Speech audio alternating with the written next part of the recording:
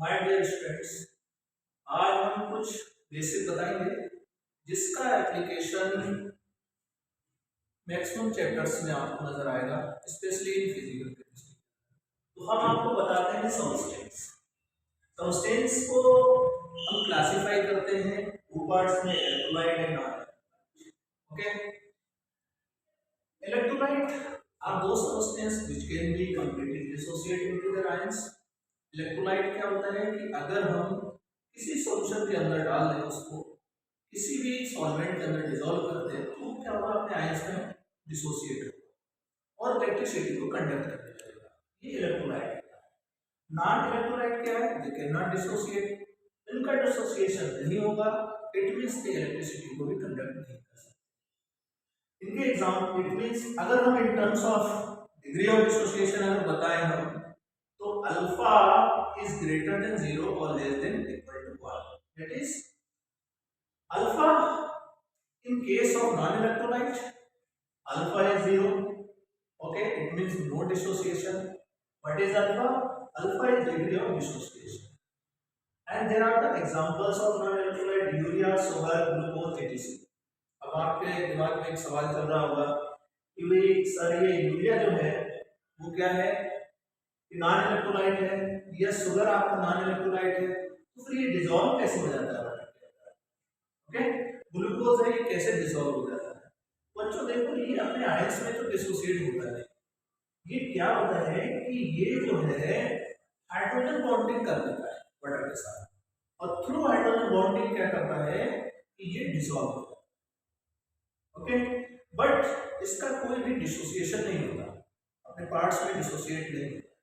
ठीक है, अब बात करते हैं इलेक्ट्रोलाइट की, जो काफी इंपॉर्टेंट है, मोस्ट इंपॉर्टेंट है आपका। देखिए इसका एप्लीकेशन आपको कहाँ कहाँ नजर आएगा, स्पेशली इलेक्ट्रोकेमिस्ट्री में, इक्विलिब्रियम में, और आपको इसका एप्लीकेशन कहाँ नजर आएगा, आप जो है सॉल्यूशन में। इसलिए इसको समझना, ये बेसिक चीज है इलेक्ट्रोलाइट, ये समझना बहुत जरूरी है। इलेक्ट्रोकेमिस्ट्री में तो आपको इसका 100% रोल है, तो इसलिए इसको समझना बहुत जरूरी है। सबसे पहले मैं इलेक्ट्रोलाइट को क्या करता हूँ, दो पार्ट में डिवाइड कर देता हूँ, एक स्ट्रॉन्ग इलेक्ट्रोलाइट और weak electrolyte. Strong electrolyte means completely ionised, 100% ionised into in their ions in aqueous solution, that is alpha is equal to 1, और we can say that alpha जो होगा वो 100% होगा, मतलब अपने आयंस में 100% डिसोसिएट होता है। ठीक है ना? इसके एग्जांपल क्या है? स्ट्रॉन्ग इलेक्ट्रोलाइट में strong acid, strong base and salts with no ट्रिपिटी। अब इसको हम अलग से एक्सप्लेन करेंगे कि स्ट्रॉन्ग एसिड कौन है, कैसे आप आइडेंटिफाई करोगे, या स्ट्रॉन्ग बेस कौन है, या साल्ट्स कौन है। ठीक है, weak electrolyte, they can not be 100% dissociate, they have to partially dissociate. ये क्या होंगे कि कंप्लीटली अपने आयंस में डिसोसिएट नहीं होंगे। इट मींस ये क्या है कि ये जो है पार्शियली डिसोसिएट, और इनका डिग्री ऑफ डिसोसिएशन क्या करेगा, 0 से ज्यादा और 1 से कम। Okay, now example of this type of the electrolyte: weak acid, weak base and salts with purity. अब इनकी जरूरत बहुत पड़ने वाली है आपको, जैसे ही आप मान लीजिए सॉल्यूशन में आप आ जाए, इलेक्ट्रोकेमिस्ट्री में आप आए, उसके बाद जैसे ही आप जो है क्या नाम है अदर चैप्टर्स में भी आप इसका एप्लीकेशन देख सकते हैं। ठीक है ना? तो इसलिए मैं इन चीजों को, ये बेसिक चीजें, इक्विलिब्रियम में तो इसका बहुत रोल है, स्पेशली इक्विलिब्रियम चैप्टर में इसका बहुत रोल है। तो ये अगर आपको समझ में नहीं आता है तो इक्विलिब्रियम में आपको जो है 50% चैप्टर आपको समझ में नहीं आया। इसलिए ये बेसिक चीजें, I think this is the common topic to 3 to 4 or 5 chapters: solution, electrochemistry, equilibrium. Okay, let's start. Strong acids. There are so many examples of strong acids. Okay, तो कुछ पॉइंट्स ऐसे हैं जो आपको याद रखना है। ठीक है बच्चों, क्या याद रखना है? भी स्ट्रॉन्ग एसिड्स की अगर हम बात करते हैं, ठीक है ना, तो स्ट्रॉन्ग एसिड्स में, यानी कि स्ट्रॉन्ग इलेक्ट्रोलाइट में हम बात करते हैं, सबसे पहली बात है हमारी स्ट्रॉन्ग एसिड। तो कुछ ऐसे स्ट्रॉन्ग एसिड्स हैं जो आपको याद रखना। ओके, इनके मैं कुछ एग्जांपल्स आपको बता देता हूं। जो स्ट्रॉन्ग एसिड्स के एग्जांपल हैं, ठीक है ना। सबसे पहले मान लीजिए H2SO4, H2SO4 HCl है, okay, and now HClO3, HClO3, HClO4, HNO3, all these are the example of strong. तो कुछ ऐसे एग्जांपल है, इनको तो आपको याद रखना थोड़ा सा, क्योंकि इनकी बड़ी जरूरत पड़ने वाली है आपकी, स्पेशली इक्विलिब्रियम में, इलेक्ट्रोकेमिस्ट्री के अंदर एंड सॉल्यूशन के अंदर। तो अभी हम नेक्स्ट टॉपिक जब सॉल्यूशन पढ़ाएंगे आपको बताएंगे, तो वहां पे आपको इसकी जरूरत पड़ेगी। दूसरा एग्जांपल हम लेते हैं क्या, strong base, strong bases, okay. Strong bases को आप कैसे आइडेंटिफाई करेंगे, स्ट्रॉन्ग बेस को आप आइडेंटिफाई कर सकते हैं, ठीक है ना। ये क्या होते हैं कि आल, मतलब जो स्ट्रॉन्ग बेसिस जो होते हैं वो क्या होते हैं, all alkali metal hydroxide, all alkali metal hydroxide, okay, hydroxide, okay. Alkali metal आपके क्या होते हैं, देखिए लिथियम हो गया, सोडियम हो गया, पहले तो मैं ये बता दूं, ऑल अल्कली मेटल हाइड्रोक्साइड, ठीक है ना, except and barium hydroxide, okay. अगर मैं अल्कली मेटल की बात करूं या फर्स्ट ग्रुप की बात करूं, तो फर्स्ट ग्रुप में आपने देखा होगा कौन कौन से एलिमेंट होते हैं, एंड सेकंड ग्रुप की अगर मैं बात करूं तो कौन कौन से एलिमेंट, क्योंकि फर्स्ट ग्रुप से जितने भी बेस बनेंगे वो सारे के सारे strong, for example lithium hydroxide, sodium hydroxide, okay, potassium hydroxide, ठीक है ना, lithium hydro, sodium, potassium, rubidium,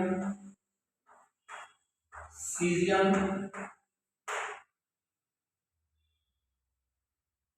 okay, and francium, बहुत सारे हैं। तो ये फर्स्ट ग्रुप एलिमेंट जितने भी हैं ये सारे के सारे स्ट्रॉन्ग बेस हैं सारे। लेकिन जब हम सेकंड ग्रुप की बात कर लेते हैं, ठीक है, beryllium OH whole twice, aluminium OH whole twice, और गैलियम, ओके। इसमें सिर्फ एक ऐसा होता है जिसे हम कहते हैं barium, this is only a strong base. ये सारे के सारे आपके क्या हैं, स्ट्रॉन्ग बेस, आला स्ट्रॉन्ग बेस। एंड एक सेकंड ग्रुप में सिर्फ एक ही ऐसा आता है जो स्ट्रॉन्ग बेस की कैटेगरी में आ जाता है, आपको रिमेंबर रखना है, ठीक है ना। ये एक ऐसा जो बेस है जो अल्काइन अर्थ मेटल से बनता है, वही एक स्ट्रॉन्ग होता है। बाकी सारे के सारे जो बेस जो होते हैं वो कैसे होते हैं, फर्स्ट ग्रुप में सारे के सारे स्ट्रॉन्ग। तो स्ट्रॉन्ग बेस को इजीली आइडेंटिफाई कर सकते हैं। अब रेस्ट ऑफ बेस क्या होंगे, वो सारे वीक होंगे, तो आपको वीक बेस को याद करने की कोई जरूरत नहीं। थर्ड पॉइंट जो है बड़ा इंपॉर्टेंट पॉइंट आता है, वो इंपॉर्टेंट पॉइंट आपको समझ लेना है, इस साल्ट, ओके, साल्ट्स के बारे में हम आपको बताते हैं, ठीक है, साल्ट्स के बारे में हम आपको बताते हैं जो कि काफी इंपॉर्टेंट है। साल्ट्स कैसे, आप साल्ट को मैंने दो पार्ट में डिवाइड किया है, salts as strong electrolyte and salts as weak electrolyte। Strong electrolyte में साल्ट क्या होते हैं कि डू नॉट फॉर्म पीपीपी, जो है बच्चों क्या है कि दो कैटेगरी में डिवाइड किए हैं। पहले साल्ट जो हम स्ट्रॉन्ग इलेक्ट्रोलाइट एज कंसीडर करते हैं, दूसरा एज वीक इलेक्ट्रोलाइट। तो स्ट्रॉन्ग इलेक्ट्रोलाइट में जो साल्ट्स होते हैं वो क्या होते हैं कि पीपीटी का फॉर्मेशन नहीं करते हैं, और ये जो साल्ट होते हैं दे फॉर्म पीपीटी, ये पीपीटी का फॉर्मेशन करते हैं, ठीक है ना। अब ऐसे कौन कौन से साल्ट हैं जो पीपीटी नहीं बनाएंगे? Which of the following salts which cannot form? Most of the salts formed from most of the salts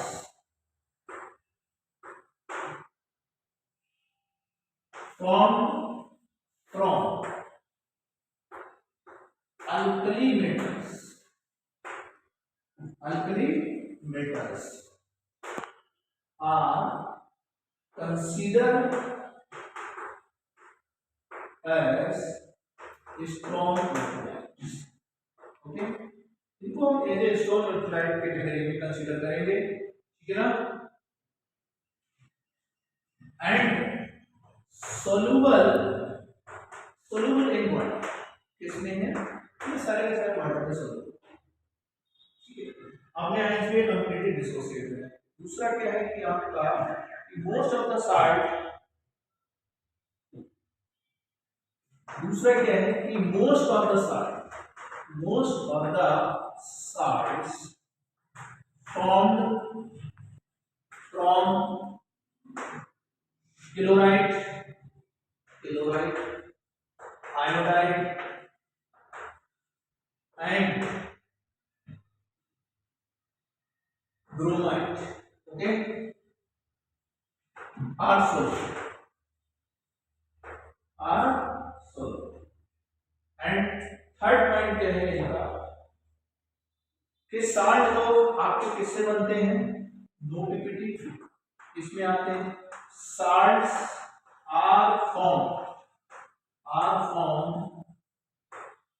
bye carbonates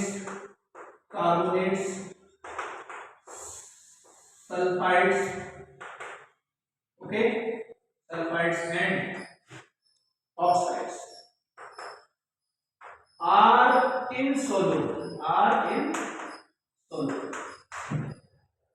insoluble. Okay, अब इनके हम कुछ एग्जांपल दे देते हैं। फॉर एग्जांपल जो स्ट्रॉन्ग साल्ट है, स्ट्रॉन्ग जो साल्ट्स है उनके हम कुछ एग्जांपल देते हैं और आपको मालूम हो जाएगा कि alkali metals and mostly halogen से जो फॉर्म होते हैं वो आपके क्या करते हैं? पीपीटी नहीं बनाते, साल्ट्स कंप्लीटली डिसॉल्व हो जाते हैं। वो साल्ट्स किस कैटेगरी में आएंगे? आपके स्ट्रॉन्ग इलेक्ट्रोलाइट कैटेगरी में, ठीक है ना। तो स्ट्रॉन्ग कैटेगरी में मान लीजिए आपके पास है केसी साल्ट्स, जो साल्ट्स हैं आपके साल्ट्स एज स्ट्रॉन्ग इलेक्ट्रोलाइट, तो केसीएल होगा, KBr हो गया, KI हो गया, and you can also write down so many examples. NaCl, okay, MgCl2 and Na2SO4 and NH4Cl,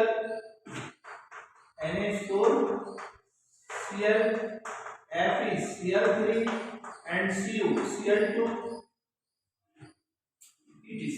अब ये साल्ट जो आपके बन गए स्ट्रॉन्ग के, तो आप कुछ साल्ट ऐसे हैं जो आप आसानी से जो एनालाइज कर सकते हैं, क्या ये साल्ट स्ट्रॉन्ग इलेक्ट्रोलाइट कैटेगरी में आएगा या फिर वीक में आएगा। जो साल्ट स्ट्रॉन्ग इलेक्ट्रोलाइट की कैटेगरी में आते हैं वो साल्ट्स क्या होते हैं आपके, यानी कि अल्कली मेटल से बनते हैं। Most of the alkali metal से मिलकर के बनते हैं। अल्कली मेटल का first group that is sodium है, पोटेशियम है, they are alkali metals and they form to the salt with halogen. इसके साथ में क्लोराइड है, आयोडाइड है, ब्रोमाइड है, इनके साथ अक्सर जो साल्ट बने होंगे वो सोलुबल होंगे वाटर में और they can be 100% dissociated into their ions. Like this one, अगर वाटर में आपने इसको ऐड कर डिसॉल्व कर दिया, अगर आपने इसको वाटर में डिसॉल्व किया तो ये 100% अपने आयंस में ब्रेक है ना। यानी कि अल्फा जो होगा यहाँ पे 100% होगा और we can say that alpha is 1. These are the strong electrolyte. It means alpha is 1, degree of dissociation is 1, or we can say that 100%. And few of them examples are non-electrolyte. Salts, few examples of salts with weak electrolyte. And you can say that salts with, or you can say that salt as a weak electrolyte. Okay. Rest of them to form with sulfide, carbonate and oxides. तो sulphide से, carbonate से and oxide से, इनसे जो salt आपके बनेंगे वो weak electrolyte की किसी कैटेगरी में कंसीडर किए जाएंगे. ठीक है ना. देखिए मैं कुछ एग्जांपल देता हूं, जैसे zinc carbonate ZnCl2. And second example इसका मैं आपको दे देता हूं, VaSO4 PbCl2, VaSO4. थर्ड है PbCl2. ओके, फोर्थ है AgCl2, AgCl. एंड फिफ्थ आपको दे दिया गया है CaCO3 and AgBrO3. CaCO3 AgBrO3. तो कुछ साल्ट ऐसे होते हैं जो कुछ हेलोजन के साथ लिक्विड बना लेंगे, लेकिन मोस्ट ऑफ द साल्ट क्या होंगे जो हेलोजन के साथ, यानी कि अल्कली मेटल और हेलोजन अक्सर मिलकर के आपको क्या बनाएंगे, स्ट्रॉन्ग इलेक्ट्रोलाइट. ठीक है ना. और कुछ हेलोजेंस ऐसे हैं जो अल्कली मेटल नहीं है, उनके साथ जो साल्ट बना रहे हैं वो वीक इलेक्ट्रोलाइट बनाएंगे. दे can not be 100% associated. They form PPT. ये पीपीटी बना लेते हैं. ओके, ये क्या करते हैं कि पीपीटी बना लेते हैं. और यहाँ पे क्या होता है कि नो पीपीटी, यहाँ नो पीपीटी है. तो ऐसे salts they cannot form PPT, act as a strong electrolyte, and those salts which form PPT act as a weak electrolyte. तो ये मैंने आपको आइडिया क्यों दिया, क्योंकि इसका एप्लीकेशन बहुत ज्यादा है.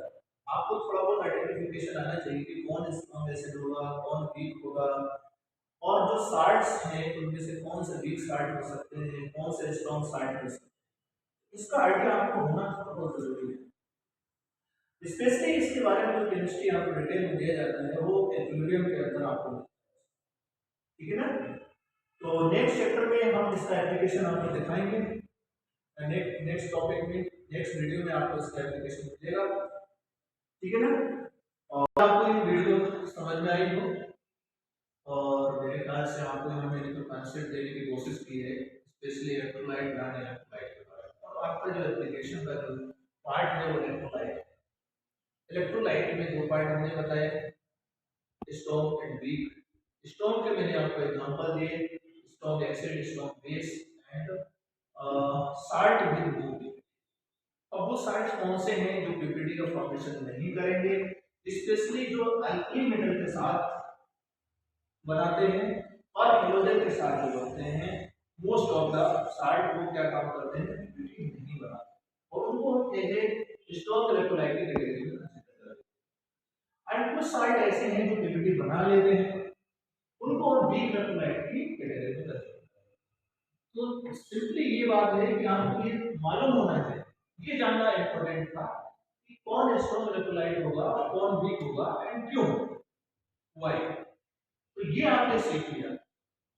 अब अगर आपको ये चीज समझ में आई हो तो फिर आप जो है हमारे चैनल को शेयर करिए, लाइक करिए, वीडियो को ज़्यादा से ज़्यादा अपने दोस्तों में शेयर करिए, और ऐसे ही हम आगे कॉन्सेप्ट बेस्ड वीडियो जो है बनाते रहेंगे. क्योंकि मोस्ट ऑफ द जो स्टूडेंट्स हैं उनका डिमांड ये है कि सर आप ऑनलाइन बताइए.